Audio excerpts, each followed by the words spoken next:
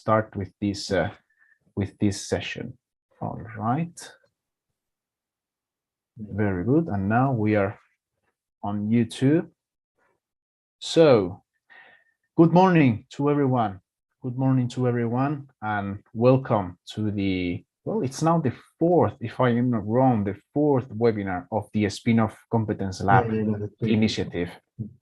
The Spin-off Competence Lab, as some of you may already know, is an initiative by the Research project conducted with the only objective of providing participants with a good set of skills in terms of entrepreneurship, and basically our main goal is to help you researchers working or not for the CU Alliance turn your research ideas into business projects, into business endeavors.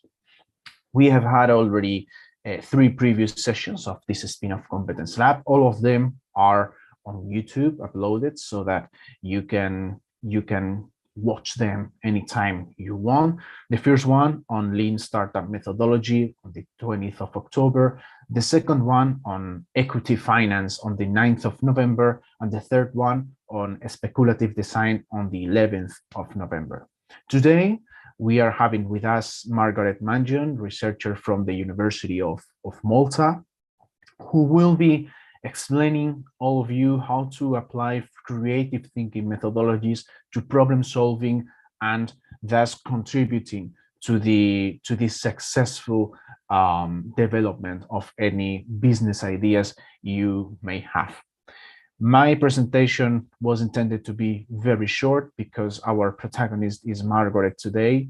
So, Professor, if you are ready, we are looking forward to having you and learning from you. Thank you very much for being here. Please, the floor is yours. Thank you, Juan, for your introduction there. It's a pleasure to be here this morning. So I'm Margaret Manjon, as Juan said, and I am director at the Edward de Bono Institute at the University of Malta, where we research 5 key areas. We look into studies in creativity, critical thinking, entrepreneurship, innovation, and future studies. We offer an intensive master program and also PhD program. So we welcome any students who might wish to. There's a CEU Erasmus program in process. So we would welcome any one of you who might want to pay us a visit and spend maybe a semester or 2 with us.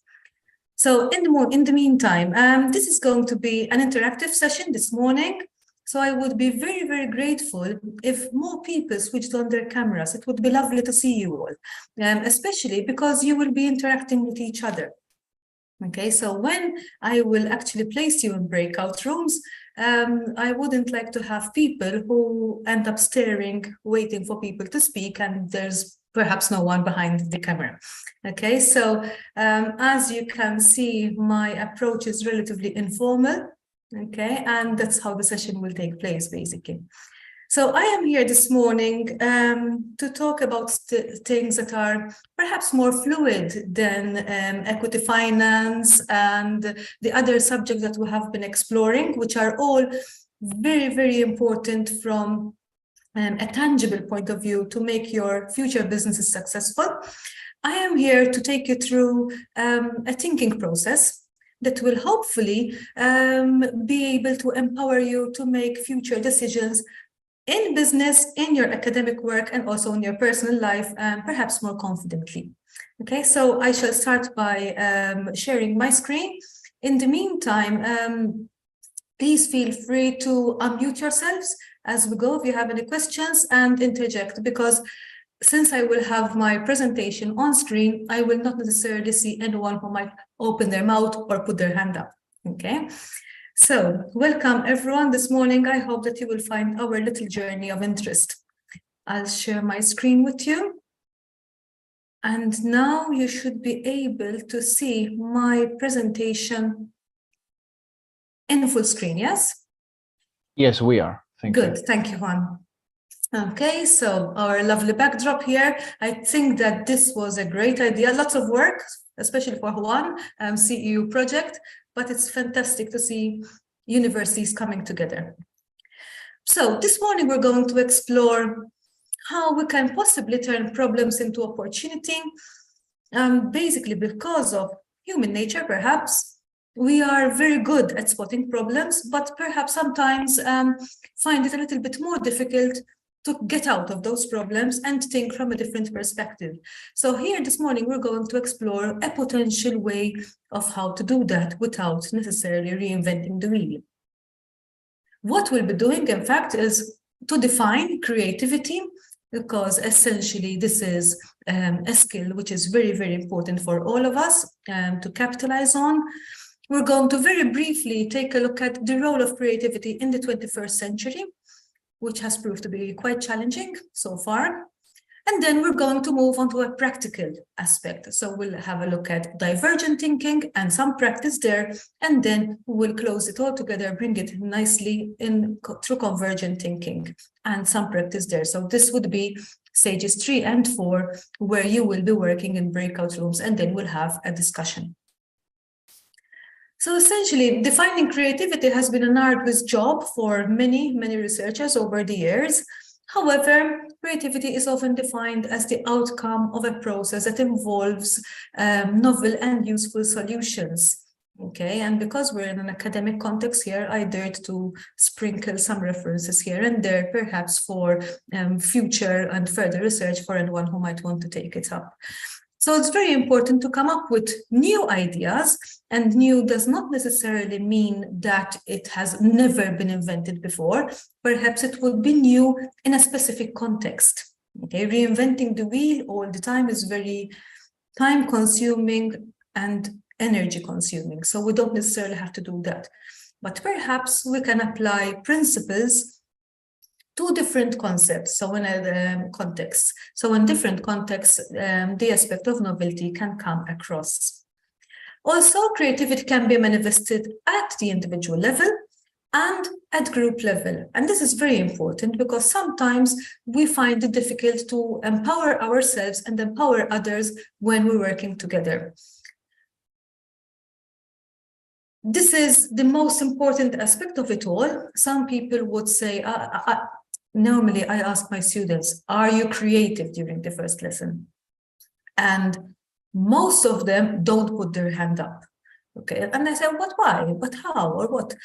So everyone has the potential to be creative. This is, I like to explain this using a metaphor, like going to the gym. I'm sure that most of you have tried to do some exercise sometimes. Okay, so the first time you embark on this journey, usually after New Year's Eve, after you have eaten a lot, perhaps, you start off and perhaps you struggle. The first few times you struggle a little bit because you'd be a bit rusty and all that. The more you practice, you start building muscle, you start to become agile, you start to get used to it. And it's the same thing with creativity. So we need to make a deliberate effort, which might be a little bit difficult at the beginning because it is not the normal way of how we do things. So we're kind of rewiring our potential. Okay, and then through the rewiring and with practice, it will become more and more natural. So essentially, the role of creativity in the 21st century, we've been talking a lot about creativity over the course of the years, so especially after 1950s. However, there has never been a better time to be creative than the times we're currently living in. Different challenges. We had COVID in 2020. No one was anticipating that, but it hit everyone globally, and it had a number of devastating impacts. So we had to think very quickly, and all of a sudden, all our lectures were online, all our meetings were online, getting used to a new life, perhaps in a lockdown. So we were doing lots of creative efforts. Some people were baking bread, some people got busy thinking about how they could make a living actually during a lockdown and being more productive as they go. So we do live in a very volatile environment.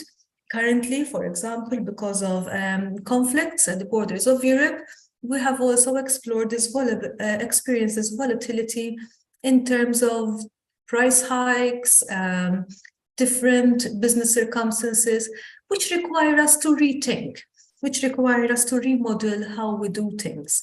And this is where creativity becomes very, very handy.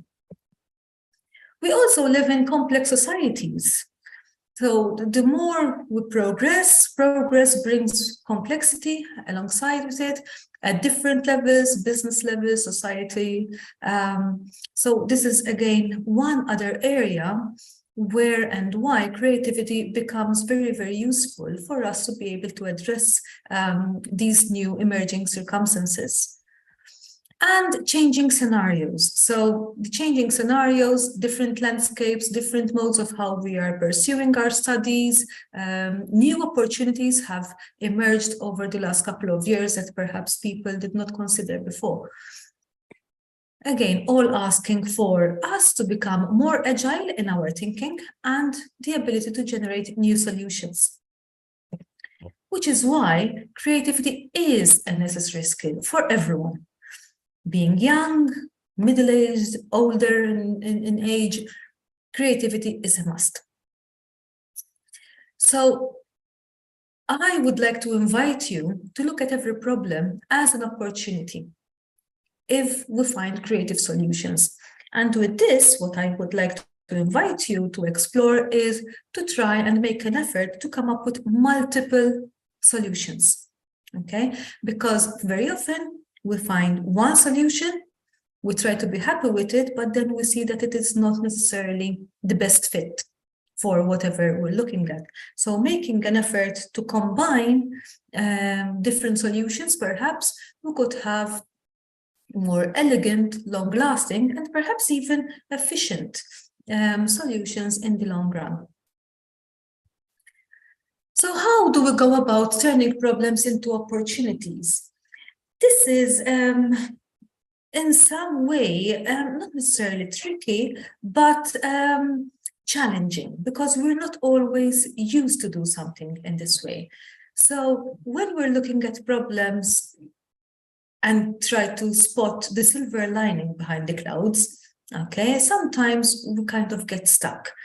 It's very important to shift our positions. It's very important to try and move around and see, let me look at things differently, perhaps, okay? And this is what we're going to try and do this morning. So in terms of thinking creatively, when thinking creatively, it is good to think as broadly as possible and to go for quantity of ideas. So again, like going to the gym, this is very important for you to explore in terms of, bear with me for a second. There you go, lovely interruption at the office. So in terms of looking at ideas, it is very important to try and go for quantity. If you have quantity, you'll be able to reap the best quality. If you're happy with the first one or two ideas that come along, you'll have no choice. So this is more relevant and makes our mission here more relevant as to why we need to address this issue of creativity and why we need to go to the gym in terms of brain training to rewire and be able to have more and more ideas. The more ideas become available, therefore, as I just said, the more options there are to pick the best quality solution. And perhaps this could be as a result of one or two ideas that could be twinned, blended together, fixed or tweaked. So an idea that might not look feasible now could perhaps, when you look at it from a different point of view, become doable and actually a very good solution. One generic rule that we typically suggest when thinking creatively is to suspend judgment. By nature, most of us would tend to think that their ideas might not be good enough. We take long to put our hand to voice our opinions or our ideas. They say, someone says something, I knew that. I should have said it. Next time. In this case, please do suspend judgments. All your ideas count, so please put them all down, as long as they're ethical, of course. Okay. And one other rule would be to avoid discussion. So you just put down points, because when you engage in discussion, you tend to forget what you're really thinking about. Okay, so it is very important to keep the focus, suspend judgment, and keep the flow going as we go.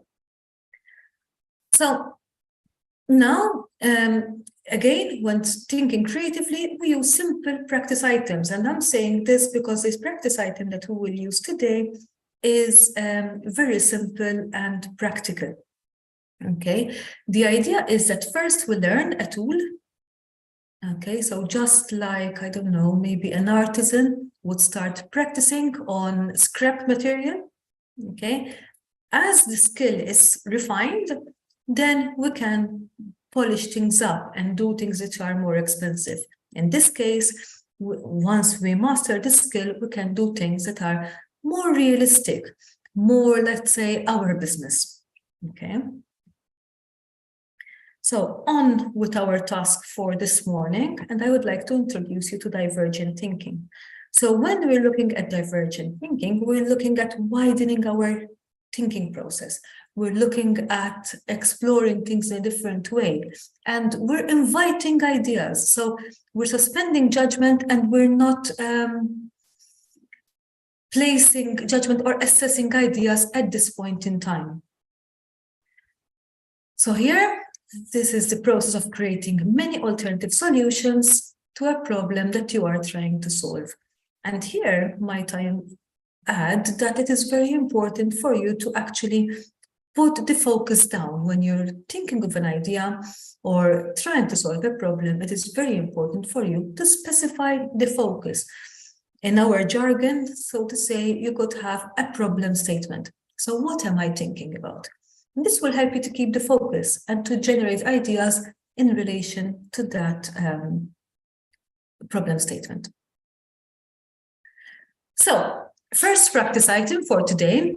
Okay, you have all seen, I don't know whether you can see me at all on your screens, but you have all seen and used paper clips, okay, in your life. And we usually use them to fasten paper together. I will stop sharing my screen for a few seconds, okay? So you have all seen paper clips. I got giant ones so that you could actually see them on screen, okay? I'm going to give you the first practice item for today.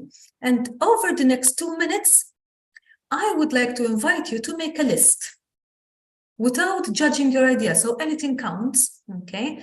I would like you to think of as many different uses for a paperclip as you can think of. I will help you out a little bit. Oh, Erica, don't worry.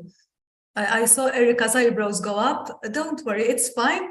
That's my students' reaction as well when I first do this. It's perfectly normal. So one of the most common responses that we get is, you know, children, they make bracelets and things like that. So you join them together. It's a use. For the children, it's a use.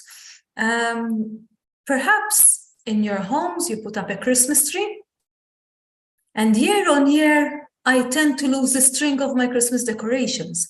So Beatrice is smiling because perhaps you do this as well.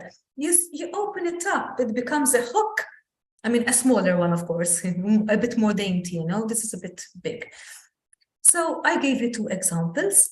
I'm going to start my timer, so you will hear it beep.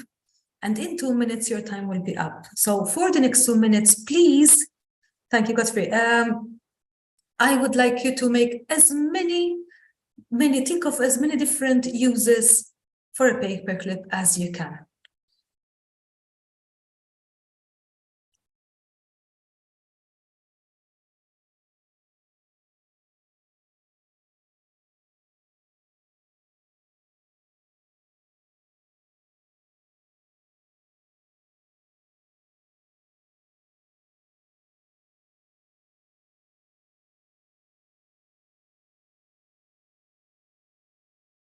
Apologies, Olga, can you write them down on a piece of paper instead of putting them in the chat? so that people won't pick up on your ideas.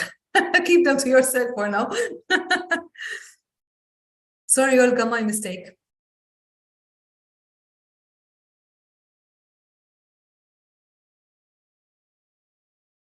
Rahela, again, can you put them down on a piece of paper, please? Because I will ask you to count them.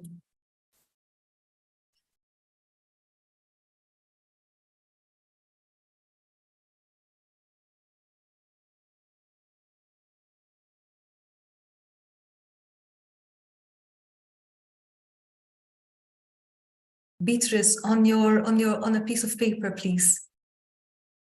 Thank you.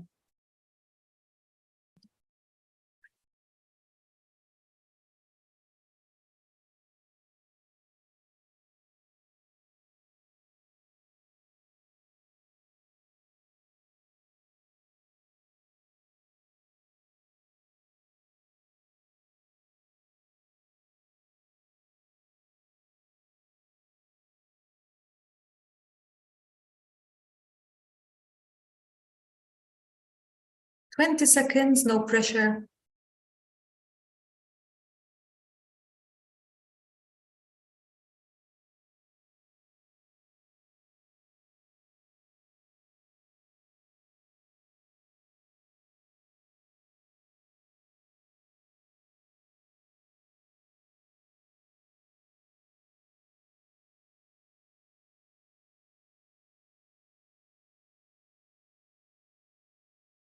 So it's time. Okay, let me just make sure that I did switch it off. Oh, well, okay, so timer's up, so pens down. And before I go on, if you hear noise, I will actually close the window, but our happy graduates here are celebrating very vivaciously, I would say. Apologies for this. Okay. But once upon a time, we were like them too. Well, we didn't have noise in our day. It's been a long time. So, dear all, any reactions? How was it? How did you feel about this? Probably if I had more time, I would come up with an even longer list. Okay, thank you, Godfrey. All right. So on a level of, say, 1 to 5, 1 is really low and 5 is great. How did you feel about having to generate ideas in relation to a paperclip? Okay, 5, cool. Okay, and what else? Beatrice, 3? Okay, how come, Beatrice? Okay, so how many ideas did you have? So how many people had between 1 and 5 ideas? Okay, 1 and 5. So I can see a few. I cannot see all of you, so let me see if I can. Okay, gallery view. Okay, how many people had between 5 and 10? Any idea? Me, Anna. How many did you have, Anna? I'm following the chat as we go as well. I'm not sure if she is writing. Me, and Maria as well. Maria, how many did you have? Would you like to write? 3. So Maria had 3. Okay, between 1 and 5. Okay. So this is exactly what I meant when I said this is like going to the gym or doing some exercise. So Anna had 5. Thank you, Anna. So today, perhaps you were a bit rusty because this is not like something that you do every day, do you? Okay, think of alternate uses for something. So I might add that you have just done your perhaps first creativity test. And this is a test that is commonly used in research to assess creative potential. It doesn't mean that you don't have it. It means that you need to invest in it. And that is why we're here this morning, because we're trying to invest in how we can actually become more creative.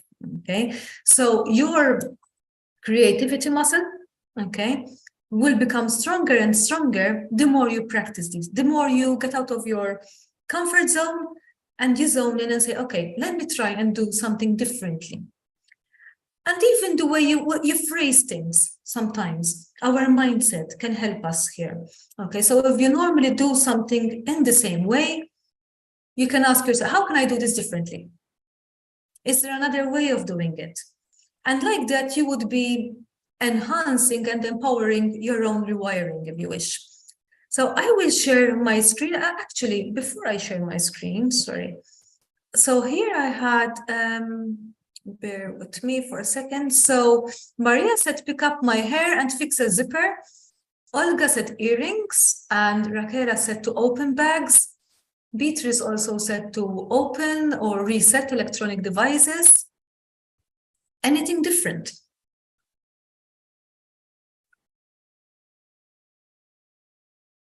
Any different ideas? I added a tie clasp. Of course, it has to be a man to come up with that answer.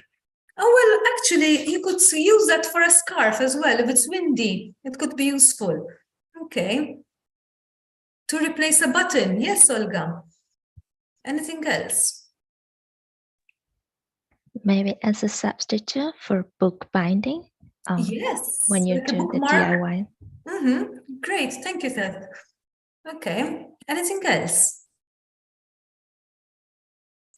To hang a picture and to unlock a door. Yes, very good. I'm also looking at the chat as we go. So there is this psychological phenomenon that goes with this, if you want as well. Sometimes we feel like our ideas might not be good enough. So I kind of take a step back until I realize that I'm in a safe environment and I can contribute. So it's fine, it's okay. And this is the first time we're meeting online anyway. There's also the fact that sometimes what happens is we ride on each other's ideas. So someone says something and say, yes, and you think of something else. So it's good to engage with these activities, also in groups. So if you work on a project, okay, so you're on a project team, and sometimes from time to time you go in and you have a little icebreaker with your team, okay? Do one of these activities.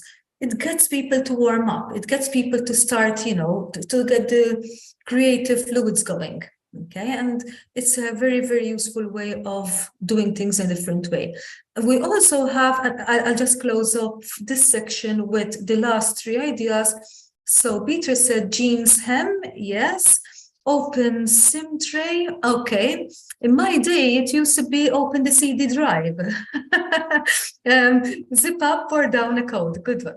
Okay, so thank you very much for your contributions. If you look this up online, this is one of the most popular tests, as I said. You would find tens and tens of, hundreds of responses. When I do this with kids, because kids and children in general have lower expectations and, because they have lower inhibitions perhaps as well, and, they would like to have a laugh. It's incredible what funny things, but also practical things they can come up with. So perhaps we should engage in our playfulness as well. There's lots of research showing that playfulness can enhance creativity. I'll share my screen again with you because now we will go back to business. And so, okay, so this is where we were. And here we are now going to explore how we can find a problem, okay, and turn it into an opportunity. And I will first take you through the steps in which we can do this. Okay, so first identifying the problems. In step one, you make a list of problems or areas you wish to improve. Okay, so you could look at this from a personal point of view. You could look at this from your own point of view as a student, your professional point of view. So where do I have a problem? Where is there an issue? Where is there an area that I can improve? One thing to keep in mind, please, the term problem typically has negative connotations. We would like to disengage with that because a problem does not necessarily have to have negative connotations. Okay. So it could be, as I said, at home, at the supermarket, buy products you would like to buy, but are not available during your leisure time, anywhere else you can think of. So start to already kind of think actively about this, okay? Secondly, you choose the item from your list here, so pick one, okay? And make a list of all the things that you take for granted in relation to this issue. I will guide you with this, don't worry, okay? So for example, this is an area that we struggle with because you need to focus. Since you take for granted these things, you don't normally think about them actively, okay? Final step is trying to shift our mentality now, shift our frame of mind, so to say. From that problem, we're going to jump into opportunities. So we're going to think of solutions. So we can make a list of possible solutions for the identified problem, okay? Now, I will stop sharing my screen, okay? And we're going to try and practice. So 3 key steps. First, let's make a list of the areas where I would like to do some thinking. Secondly, we pick one, make a list of the things we take for granted. And thirdly, generate ideas for that particular area. Would you like to share any areas that you would like to explore? I'll be democratic. I'll ask first.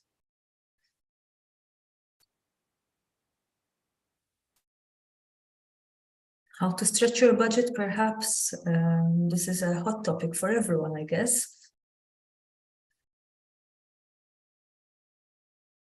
No? Okay, so why not take something, as I mentioned earlier on, first we start off with practice items and examples that are fairly simplistic, okay? So let's take a school environment, which most of us have had experience with so far, okay? Being in primary school, secondary school, college, university, whatever. So that is going to be our problem. And what I might do, apologies for my littered screen, okay? What I might do, I will share my screen with you and I will work the practice item with you as we go, okay? Can you see my blank page here? Yes? Yes, I guess so. Okay. Because I can't see you now. Bear with me. Is it okay? Can you see a blank Word document? Good. Thank you, Beatrice. Okay, so from problems to opportunities.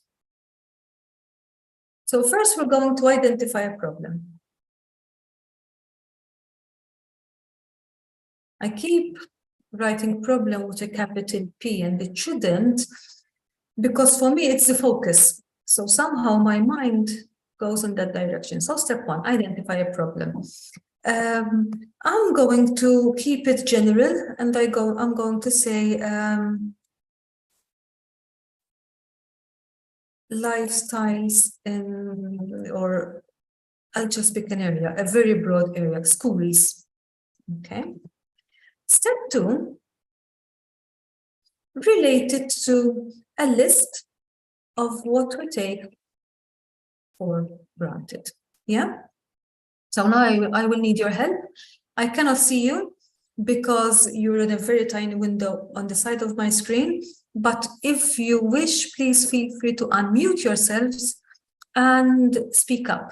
So when you think of a school, what are the things that we take for granted? I'll help you. There are students and there are teachers, yeah? What else do we take for granted?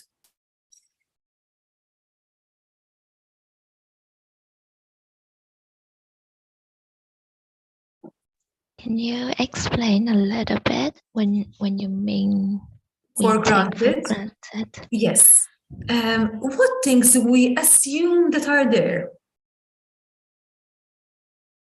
So in a school environment, there are students and there are teachers. So we assume that they will be there. Otherwise, it's not a school without teachers and students, you know. Right. What are other things that we assume that, you know, are in this environment? Learning. Learning. Thank you, Seth. Anyone else?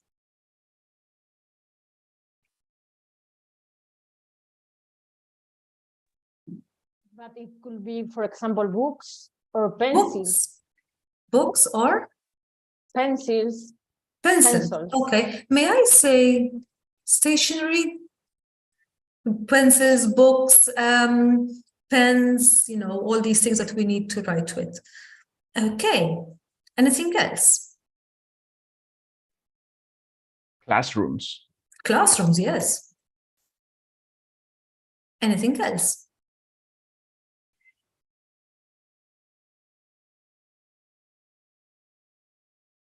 There is a timetable in schools. You know, without it, it would be quite chaotic. Building. Pardon? Buildings that we were in. Building. Yes, thank you, Ted.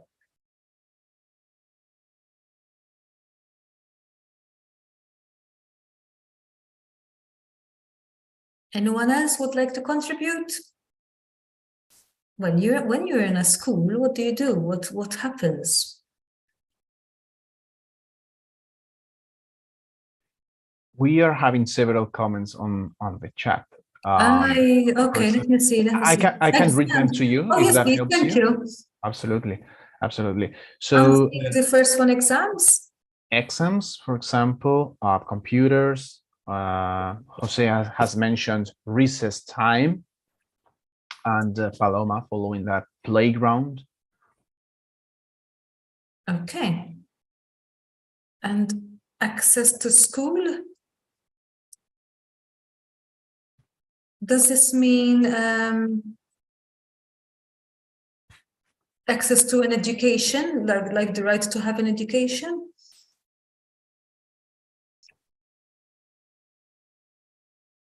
Okay. Anyone else?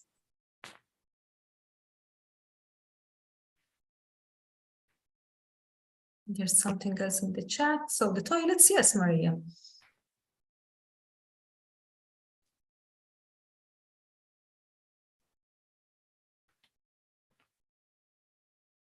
And teaching. Okay.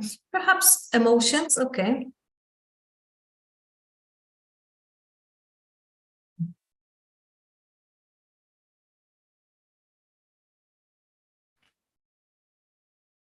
And one last one before we move on? Oh, yes, there is. Okay, the library and motivation. Okay, I'll just stop here for the time being. But this is good because you experience this, you know, you kind of get going with time, so we build momentum. I'm just conscious of time, so I would like you to experience the whole process during our session. So what we did, we identified, it's not really a focus, it's very broad. So the school environment, okay?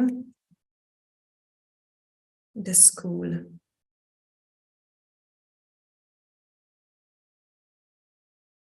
And then we made a list of the things that we take for granted. Now, we can, if we want to improve the school environment, okay, because we said a problem is something that we might want to change or improve on. Let's say we would like to improve on something. Okay. Could you in the chat type which one you would like to focus on? So look at the list and in the chat type, so I will go with the majority. Okay. So students, teachers, learning books, stationery, classrooms.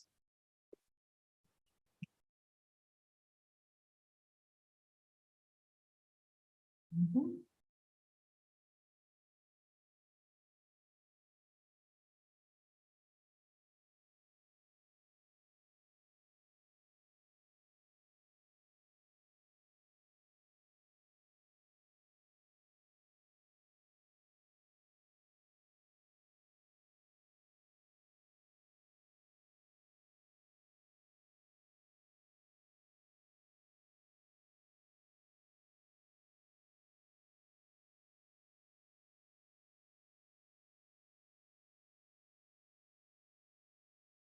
a few more seconds. Perhaps some other people might want to put their comment in the chat box. So which one would you like to take forward?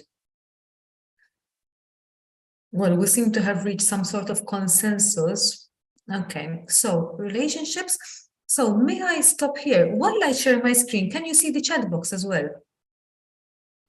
So as you can see, the majority of the comments were, well, vast majority. So it's motivation, emotions, and Carmen also added relationships. So step 3, motivation, emotions, and relationships. Okay, bear with me for a second so I can find them. Motivation. So this is going to be now our focus. So now we started off, hold on, emotions. We started off from something which was quite broad, so schools. We made the list of things that we assume are in schools, and now we're going to work on a specific problem statement related to emotions, relationships, and motivation. So now our task is to define a problem. Okay, so could you guide me now?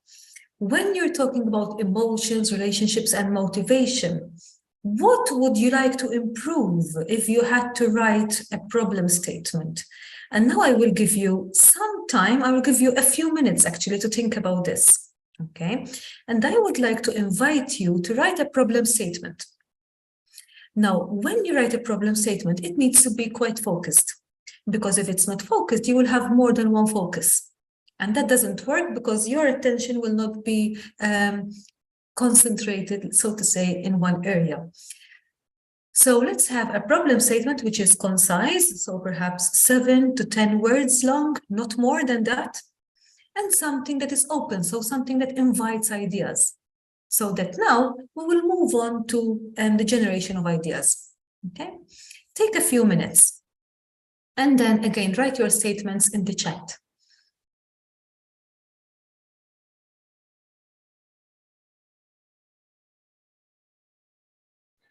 Should the statements be questions or affirmative sentences? That's a good question. Some people prefer to write a problem question, like a research question, so to say. Some people prefer to write a statement. The most important thing is, for example, something that would invite ideas, something that is open, not a yes/no answer.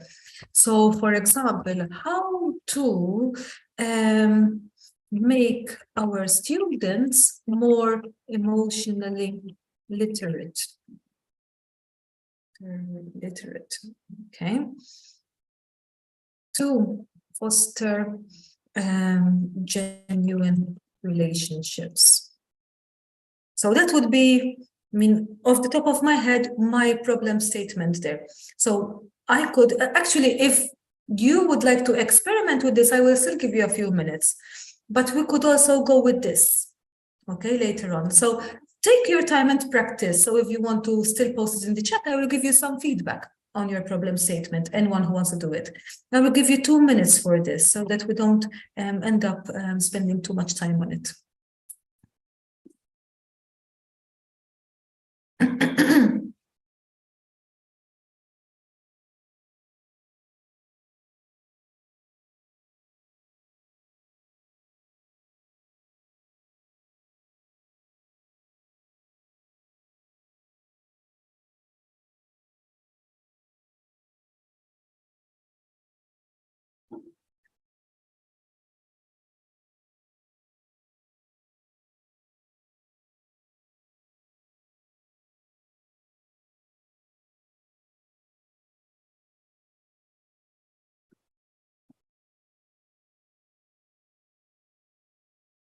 Okay. Well, in the chat.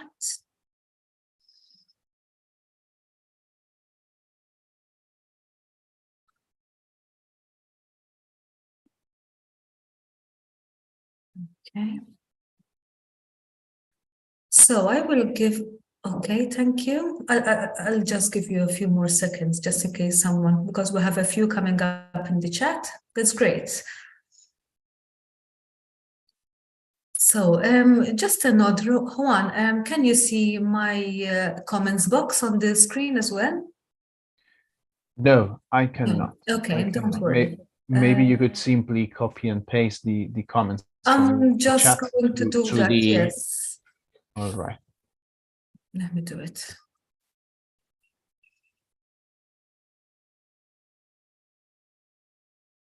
Okay.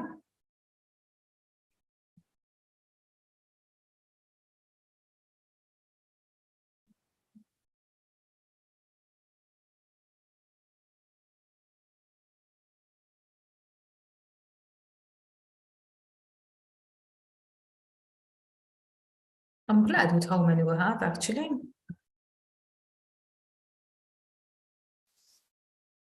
That's okay, don't worry, Maria, got it.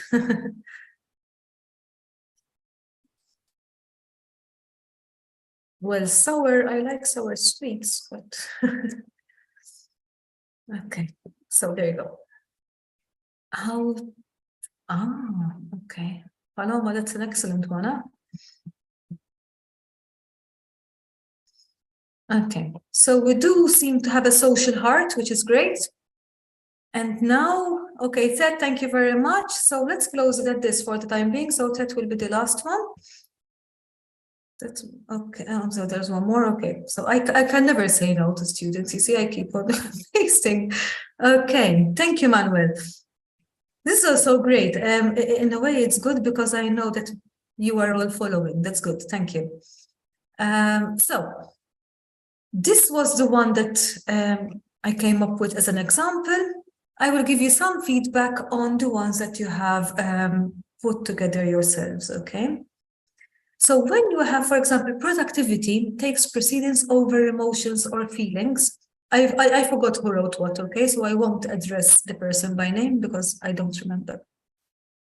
So in this case, this statement, it's interesting, but it doesn't invite ideas.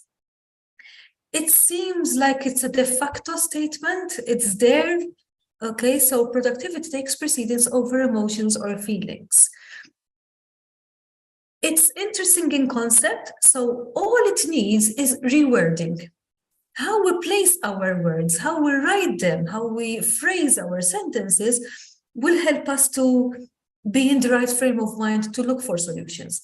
So perhaps we could also reword it in a way, so to say, let me find a different color, and not because I'm a teacher correcting in red, okay? So productivity takes precedence over emotions or feelings. How can, so now I'm going back to a question one. Earlier on, you asked, well, is it a question or a statement? How can a balance be sought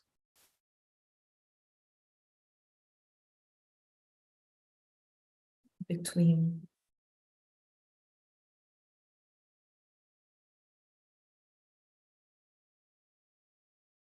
productivity and emotions?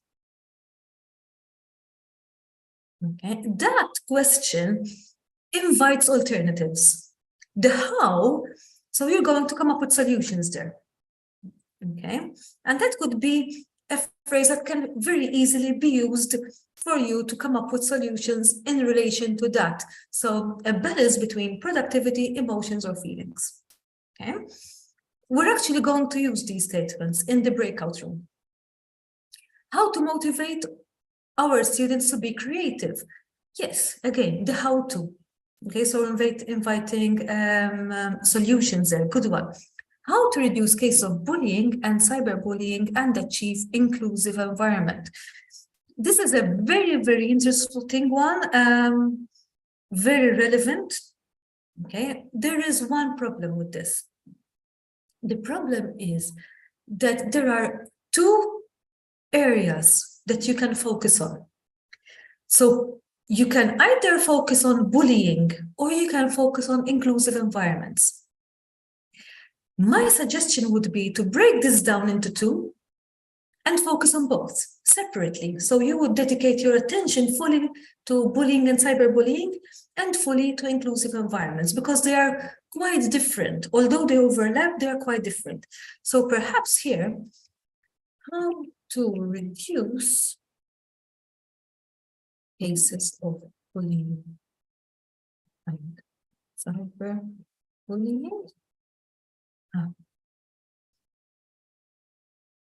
Okay, and statement 2 could be how to enhance.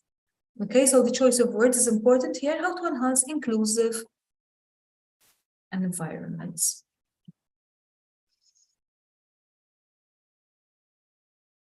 Okay. Now, how to get our students more emotionally positive and creative, collaborative? Oh, this is a big one. So emotionally positive is one. Creative, you could talk about group creativity, so I'm going to put that as 2. Okay, very useful, both very good and desired in terms of, for example, employers and future. Okay, these are qualities that are sought for, but I wouldn't think about them in the same thinking session. So I would first think about how to make our students more emotionally positive, and perhaps I would think about creative collaborations separately. Okay, so you could phrase them. So that would be 1. And the other one could be how to enhance creative or group creativity.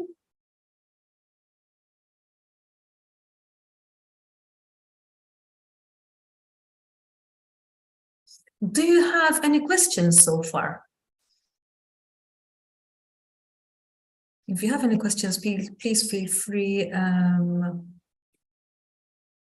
to add them or to let me know. Juan will let me know if you put them in the chat, okay? So one more is how much fair are the exams to determine the future career of students? Okay, so this is an interesting question. However, it doesn't sound like a problem statement. Sounds like a debate question. Okay, so here you're not inviting solutions, but you're inviting explanations. Okay, if you're inviting solutions, how we could go perhaps for something like this? How can we explore alternative methods of assessment that can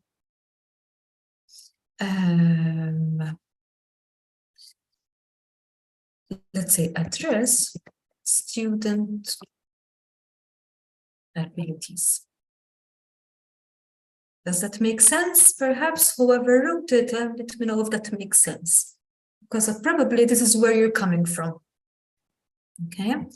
Now, next one, how to know and regulate emotions to improve motivation and create better relationships. Okay, good one. This is overlapping perhaps with one we had further up. Okay, so improve motivation and enhance relationships. It was somewhere there. Okay. Now, how do we maintain the motivation of majority of students? Okay, this is fairly straightforward. So you're inviting solutions into how to keep up the motivation in students.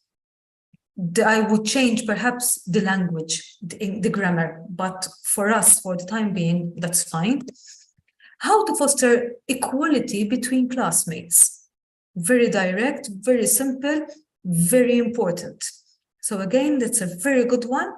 How does teacher behavior affect student motivation? So this could be one of those debate questions again. So perhaps it would be, what type of teacher behavior May I say actions as well? Okay. May enhance, so the focus is on enhancing, okay? Student motivation. And like that, you're specifically asking for the type of behaviors that you would like to see in relation to student behavior. So there's a comment in the chat. Yeah, okay, thank you, Aida. Okay, good. How do you feel? I'll stop sharing because this is really lonely being here. How do you feel on a scale from 1 to 5? Now, 5 is good.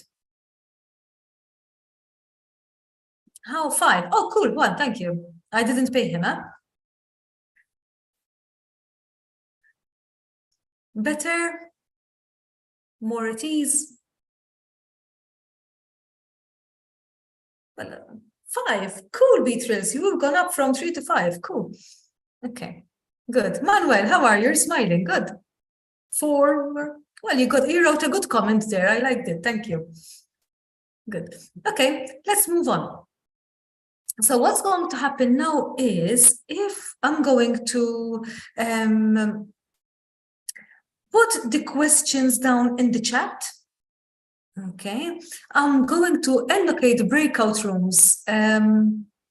Actually, you know what? I'm looking at the time and it's really, really going. So perhaps instead of going in a breakout room, because then we would need to report, perhaps we could keep the plenary session and move on to one statement and take it further. Would that be okay with you? Good. Okay, so I'll share my screen again. And now it will be time to vote again, okay? So I will, if you don't mind, because you know what our conversation was like, I will remove the things that the statements that we have tweaked. Okay. And you can see for better visibility, okay?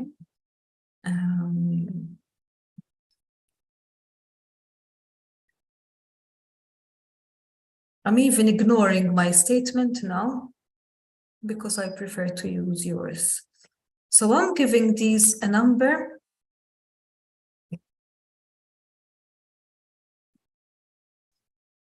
And if you could please vote which one you would like to generate ideas for. Pick the one you prefer.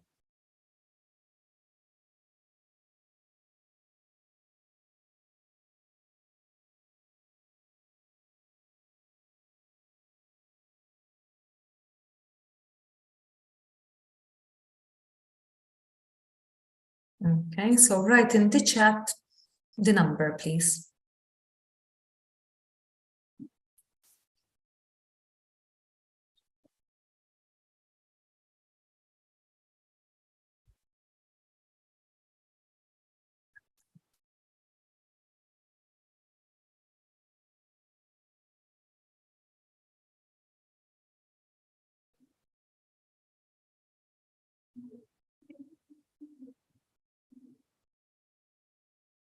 Okay.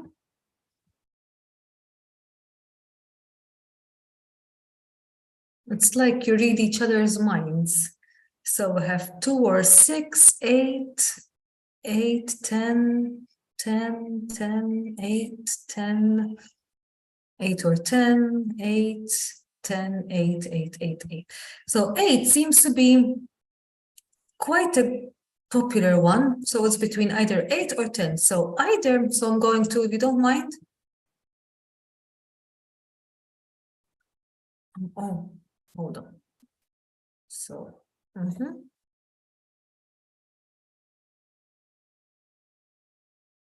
So these were your choices. Okay, so how to enhance creativity, how to know and regulate emotion, how to know and regulate emotions to improve motivation and create better relationships. May I stick to the easier one if you don't mind? Okay, so we will go with how to enhance group creativity. Okay. So if you look back here, we're still in step 3. So from motivation, emotions, and relationships, so we kind of moved, okay? But as a byproduct of group creativity, you could enhance emotions, motivation, and relationships, okay? When people work together, you get to know each other a little bit more, and so on. So if you were to be tasked with this job, you're in charge of a group of students and you need to enhance their group creativity. How would you go about it? Solutions. The ball is in your court. And we have, actually, let's do this. And we have a few minutes, take about 5 minutes to think about this individually. Okay, so I will put the timer on for 5 minutes.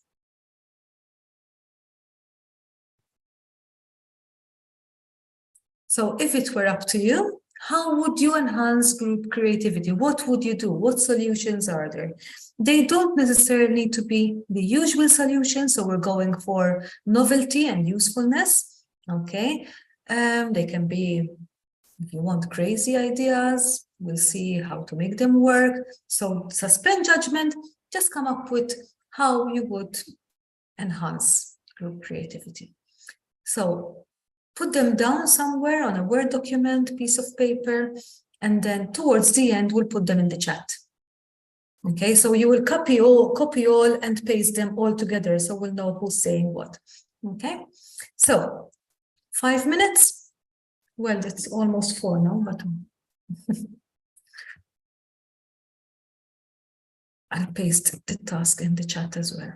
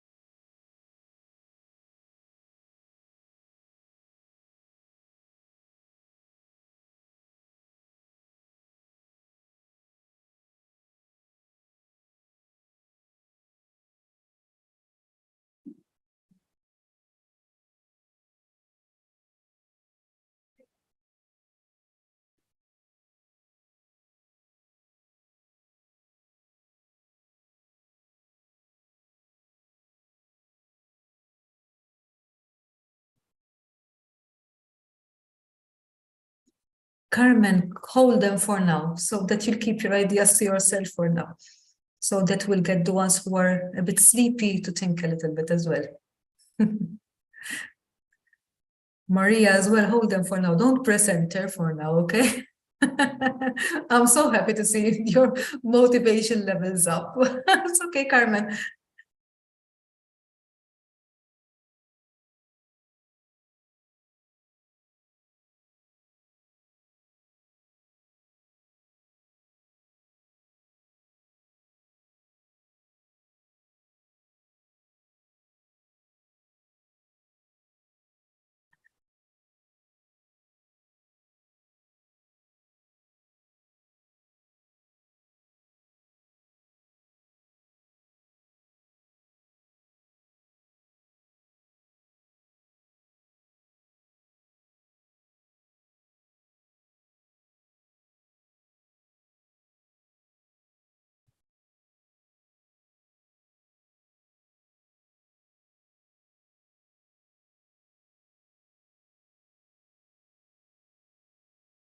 So 1 minute.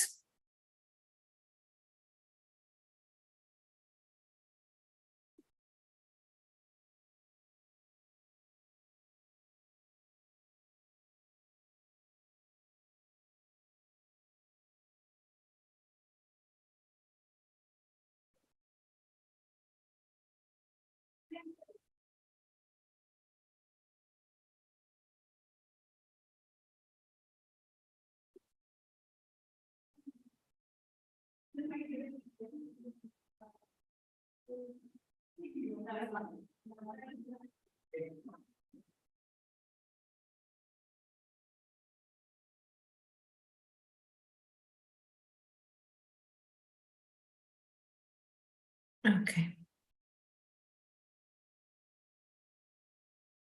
10 seconds.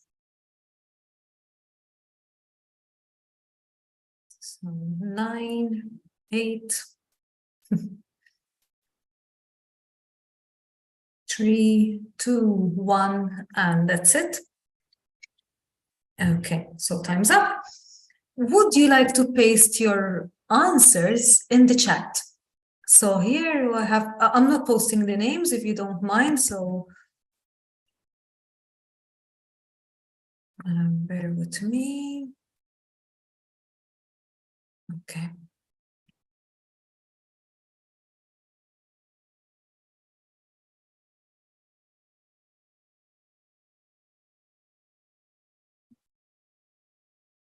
Because now I can't keep up with good.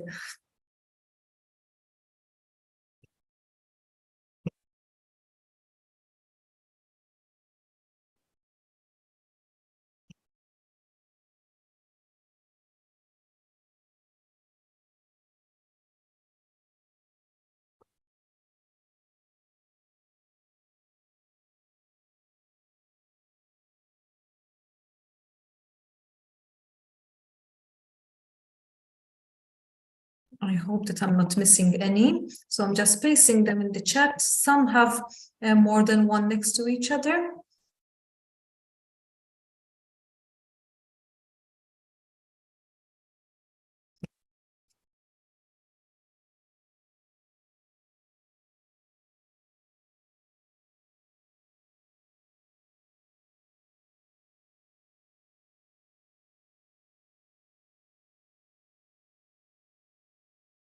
Okay, so Manuel's is the last one for now. Good.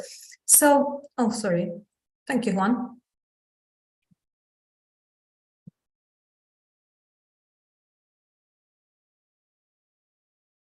Okay, so bear with me. Let me fix this a bit. So you see, in 5 minutes of thinking, we managed to come up with quite a nice list here, okay? So 1, voluntary activities.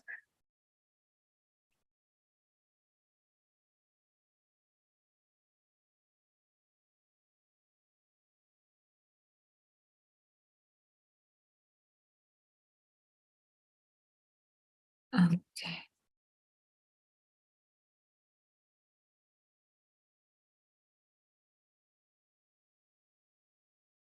Sorry for taking a while, but it's good for you to see your work.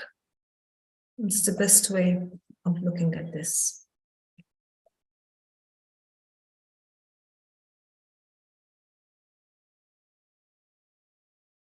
Okay, I think there's one more. Create. Okay.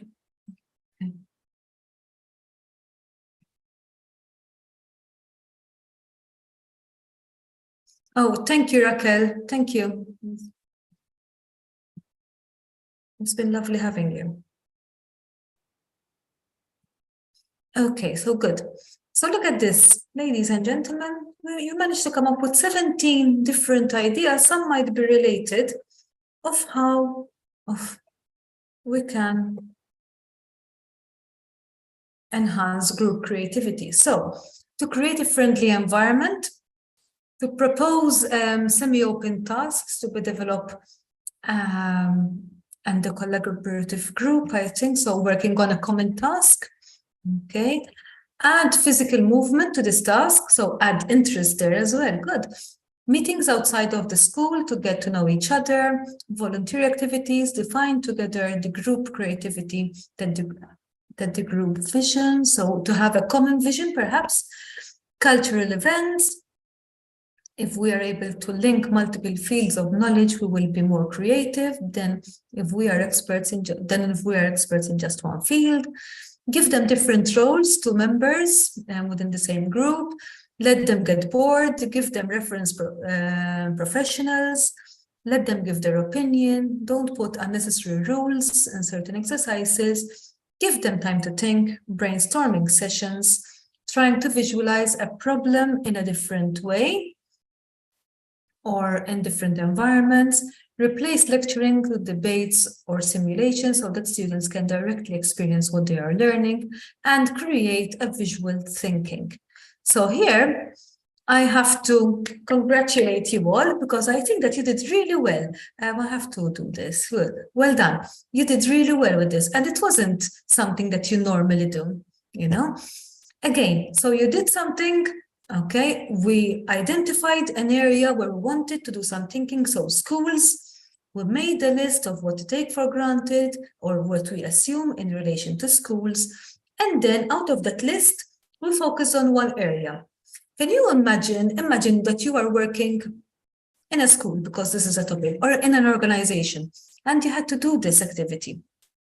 And then those lists that you assume, you give different groups that task.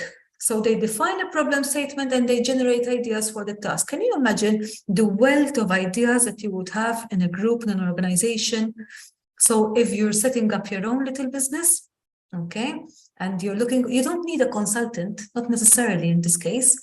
So you can look for areas for improvement that can be doable and actionable by yourselves. And I think that this is how and why these tools are so empowering. Okay, it's very, very useful. So I will now need to go back to my presentation. Okay, because so we made a list here, and I think that you should be able to see my presentation. And these were the steps that we did go through. Okay, step one, make a list of what we take for granted, what we assume, and we thought of different solutions, so we picked one. And now the convergent thinking side. So with all those ideas now, what do? It's impossible to action all of them, okay, but perhaps we can find ways of how we can get started, which is a very important thing, because otherwise some people would think this is all too much for me. This is all overwhelming. And our idea is to make things as manageable so that you can action one activity at a time. So it is now important to prioritize your ideas. So when you look back at the list, okay, which we will do shortly, you need to look at it and see two aspects. One is twin the ideas. So some similar ideas can be grouped together, okay, or categorized, let's say administration, activities, and so on. Step two is prioritize. So which idea would you like to take forward? Okay, so in this case, what we will do is, I'll stop sharing and I will go back to my document and share that one again. Okay, so now the convergent thinking phase. Okay, so I like to refer to this like a funnel. You know, if you have a bucket of water and you pour it out, there's too much water coming out at the same time. Whereas if you use a funnel, you can still have the same volume of water, but it comes out in a more, let's say, manageable way. And that's what we're going to try and do here. So I would like you to look at the list, and we're going to try and prioritize. So first with twin, if there are ideas that can go together, we will put them in the same category. Okay, so let's do that together. Okay, so to create a friendly environment, to propose semi-open tasks to be developed in a collaborative group, add the physical movement to this task, meeting outside the rooms, volunteer activities. If you have suggestions of what you would twin, please feel free and come forward, because this list is something I'm looking at for the first time, like you. So define together the group creativity that, okay, let them get bored. Look at it, look at it. So many thanks. Okay, thank you, Louis. It's been lovely having you. Thank you. So for example, we could have create visual thinking. They're not necessarily identical, but perhaps they can go together because when you brainstorm, you can write the points. So we're going to twin things, ideas that are related, that are similar in nature. Okay.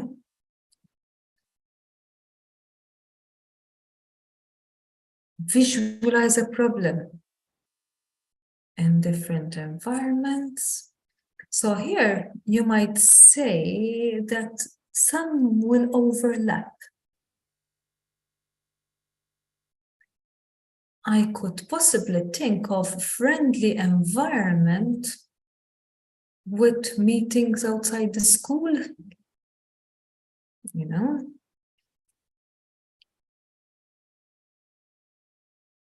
Cultural events. Okay, so this could also fit in this category. Then you have some administrative ideas. Group in different roles, different group, assign different group roles. From an admin point of view, so how you manage things, you could also let them get bored. Give time to think. This is all like operationalize or giving it some sense of life. Okay. So you could keep going at this. So do you see how the list starts to look different now? Okay. And perhaps what we can do is, let's say the easiest one, for example, would be, okay, so to create a friendly environment, meetings outside the school and organize cultural events. So this could be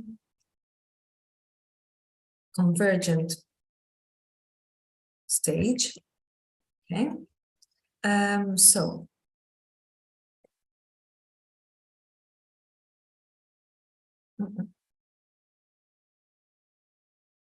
setting friendly and may I add safe environment, safe to learn.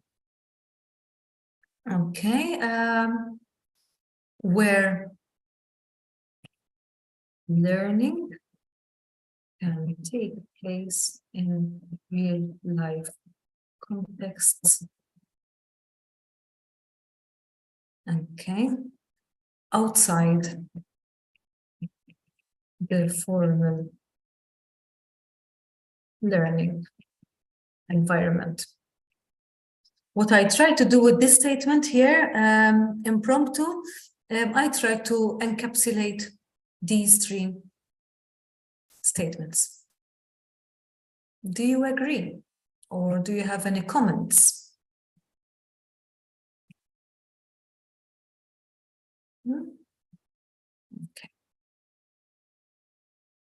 So when you're at the stage, you have, so setting a friendly, safe environment where learning can take place in real life context outside the formal learning environment. So we look back, okay, and this is our result from, we identified the problem, the school environment, we made a list of what we assume, and we said that we would like to work on motivation, emotions, and relationships, okay? So this is how we can work on motivation, emotions, and relationships by setting a friendly and safe environment, and at the same time, learning can take place in real-life contexts. So we have switched the problem, we turned things around, and it became a new opportunity. So here, we started off the thinking process. If you have the luxury of time, what you can do then is an action plan. So, okay, if this is what we're going to do, how can we make it happen? How can we make it real? Because very often, ideas remain unused because we leave them at that little statement that we came up with. Okay, so to create a safe environment and you know, If you leave it at that, it would be like having a consultant give you a report that you put on a shelf and you never read. So ideally, if you then work in a group or individually, you'd say, okay, if I had to action this, how do I get started? But that would be a conversation perhaps for another time, because it would be a different thinking session. Okay, but now what I would like to do is I'd like to share my screen one last time to start bringing our session to a close. So essentially, what we did this morning, we tried to look at things differently. Okay, and we realize that creativity is a skill that can be learned. Okay, and it's not difficult. The trick with creativity is that you need to make the time for it. Okay, at the beginning, because then the more you practice, it becomes kind of normal. It is important to identify a problem statement, because otherwise you would not have a focus. So you will not be able to direct your attention to a problem. And it is also important to make the time for thinking and to focus on the function of the technique used. Okay, and as well to suspend judgment. So don't criticize your ideas. All ideas are good and valid, because after the thinking session, after that little brainstorming session, if you want, that we did, where you put down the ideas, you can then fine-tune them, correct and rearrange. But try not to engage in discussion when you're brainstorming, so when you're coming up with the ideas, because otherwise you would stop the flow. Okay, and with that, I would like to thank you for your time this morning. I hope that you found this presentation interesting, and that hopefully you will put these to good use. Okay, I don't know if you have any questions. So Danica and Olga, thank you. Aida, thank you. So a number of people need to leave. Maria, thank you as well. Bear with me. I think Maria said something else as well. Hold on. Maria, okay. Okay, thank you. Any questions? Can I help you clarify any issues? Well, if I may, well, first of all, Please do. thank you very much, because I personally know how tight your agenda for today was, and you have simply given away for us like half an hour, an additional half an hour. So thank you very much. I do have one question. However, I am aware that its solution might easily take another session, another webinar. But I have personally experienced during the whole session, for example, with the first exercise with the clip and its alternative uses, that most of the ideas that came out to my mind were based on my own previous experience, on my own needs. Like, for example, these bracelets everyone has created in the school, or I don't know, using them as bookmarks, because I'm an avid reader and I'm always in need of bookmarks everywhere. So that came up easily to my mind. Then with the case study of schools, how to improve them, I relied basically on my own experience as a student, what things bored me, what things engaged me, and so on. So my question relates to the very concept of creativity. Is creativity a sort of a way of generating actual new ideas, or is it simply about turning your own experience into new approaches and new solutions? Okay, so that's a very interesting and very pertinent question to ask, Juan, because a lot of people ask that question. So when we're talking about creativity, we're generating new ideas that are appropriate to the kind of situation that you are addressing. However, experience usually comes in the way. And to be honest, there's this concept called combinatorial thinking, where you use your experience and you try to use it as a launching pad to come up with new ideas. So you might have realized that you start off with experience, and then perhaps riding on the other comments from other people, you would start to become a bit more adventurous. You would start to become a bit more creative. And the fact that we are not normally used to do this, so you find this a little bit uncomfortable, perhaps, it feels safer to talk about what you know before you venture into more let's say, adventurous areas, new pastures. But it will come eventually. It will happen. So you will become more creative. I give my students the same suggestion year in, year out to all my groups. I suggest that they invest in the best bank ever, which lies between our ears. And I tell them to invest in as many different experiences as possible. Because the more experiences you invest in, the more different things you do, the more different people and perspectives you have, somehow you go back to that. And something that you might not think about now, or something that is not feasible now, might become feasible later on.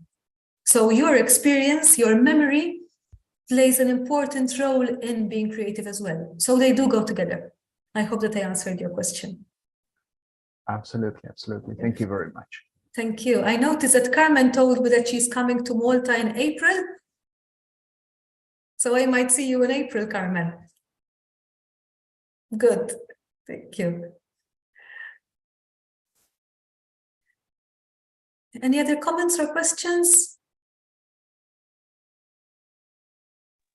I think I have a question. Thank you. Because I always doubt schools, they are easier to say, to promote creativity.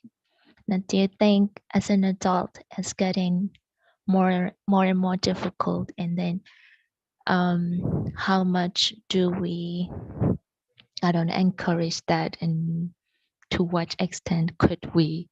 Also, because as adults, you see more, I don't know, I think we limit more, and as an organization even more. And what is your point of view on that? Well, as we become adults, as we grow older, we also come across a level of expectations from society about what we should be doing, what is appropriate, what is not, and so on. So those factors do kind of put constraints on how creative we tend to be, how carefree we tend to be.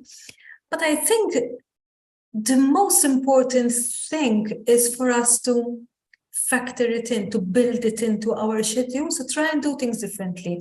It doesn't have to mean weird and different and crazy. It could simply be everyday creativity, which is one type of creativity, which is how you can do things differently in your daily life. So asking ourselves, how can I do things differently? How can I go about, I don't know, the festivities are around the corner now. How can I do things? How can I organize an event that's different than what we normally do? Okay, something simple. And the idea is to start off with, I call them bite-sized activity, and then you increase the intensity as you go. Because if you start with something too big straight away, it tends to scare you. It's like going on a very strict diet. And then you find that you're hungry all the time, and you cannot survive there. And then you stop because you get discouraged. So the idea is to build empowerment. I really like the word empowerment, because it gives you the strength and the wish to explore a little bit more. One other way of engaging with this is to engage with wishful thinking.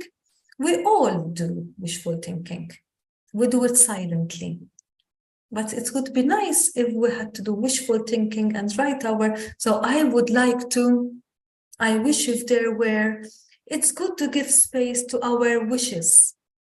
Because if you give it space and you actively try to look into it by generating alternatives of how that wish can become true, you are engaging more with your ideal place.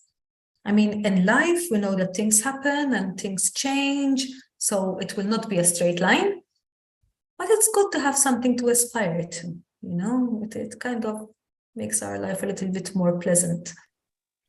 More to be positive, you say? Yes. Thank you so much. Thank you, Ted.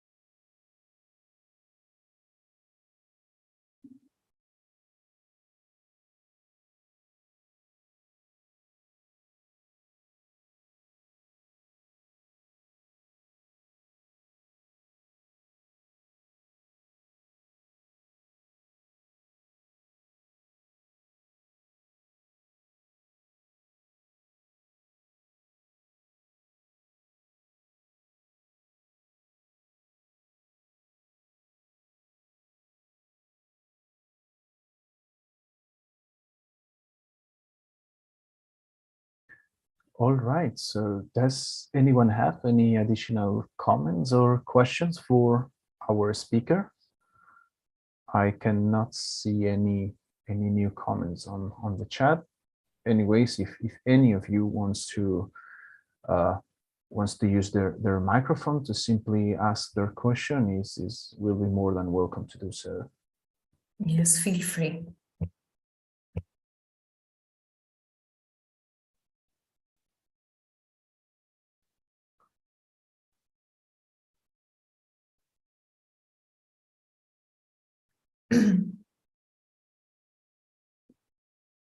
Hi, I Hi. have a question. I would like to know, I am Carmen, of course. I would like to know your opinion about the relationship between creativity and health. And health. Oh, that's an interesting one. It's a tricky one. Because the myth is, like there's a mad genius myth, so the genius who might have some issues with mental health and can come up with great creative ideas, but very often that refers to people who are eminent, who are popular, so not the common people. I mean, at least that's what literature kind of says. There is more research at the moment exploring the positive relationship with creativity and well-being, for example. So there's like a cycle. If you're feeling well, then you might be more inclined to be creative. And then when you're creative, it gives you a boost. So you feel better. So you try and do it again. So, so there's some research showing that at the moment as well. Okay, so there's an interesting relationship. You're welcome, Carmen. Yeah, so creativity, I think, has been always very important.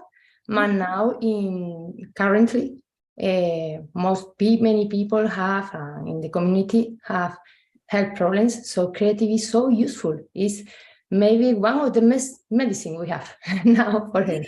Well, yes, very useful. There are studies that refer to creative activity, because you can check creativity from different points of view. So creative behavior and your creative potential, for example. So some studies show that creative activities can help in the management of pain and chronic pain in patients. So there's quite some interesting research about that as well. Okay, thank you. Thank you so much. Nice experience. Welcome. Thank you. I'm very creative. Thank you. I try. Very good. So it's 12:10.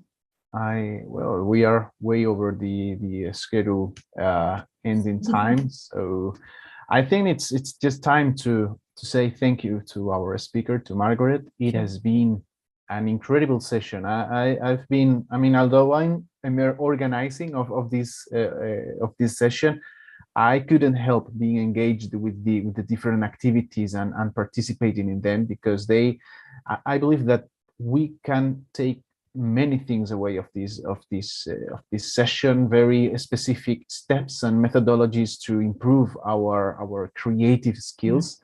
And I just can say thank you for your contribution to the spin-off Competence Lab. And I think that I speak on behalf of everyone here. So thank you very much. Thank you. Thank you very, very much. It's been a pleasure. I really enjoyed it. So I wish you all luck in your future endeavors, finishing off PhDs and all that. Lots of hard work. So keep your sanity while you're doing it. So best of luck and warm wishes. If you want any clarifications, if you require anything, feel free to drop us a line. Okay. Thank you all. Have a nice afternoon.